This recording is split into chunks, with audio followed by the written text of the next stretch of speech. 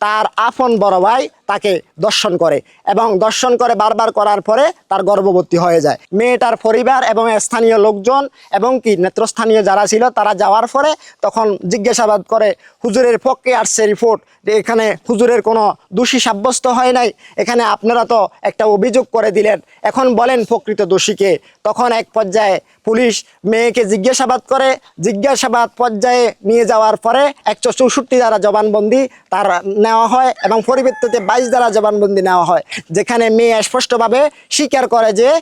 সেখানে তার আপন বড় ভাই তাকে দর্শন করে এবং দর্শন করে বারবার করার পরে তার গর্ভবতী হয়ে যায়। এই কথা স্বীকার করার পরে ওই 20 তারিখ সন্ধ্যাবেলায় মোর্শেদ একটা ব্রিকফিল্ডের শ্রমিক ছিল, ওই শ্রমিক থাকা অবস্থায় কাপ্তান বাজার যেটা অবস্থিত খন্ডল হাই ব্রিক্সফিল্ড, ওইখান থেকে বিকালবেলায়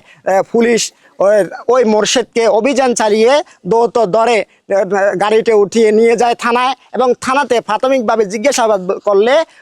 মোর্শেদ এই বিষয়টি স্বীকার করে বোনের সাথে তার সম্পর্ক ছিল এবং এই সম্পর্কের কারণে তার এই যে গর্ভ অবস্থায় হয়ে যায়। এমতো অবস্থায় তার এই জিজ্ঞাসাবাদটা অ্যাকুরেট হওয়ার জন্য, শিওর হওয়ার জন্য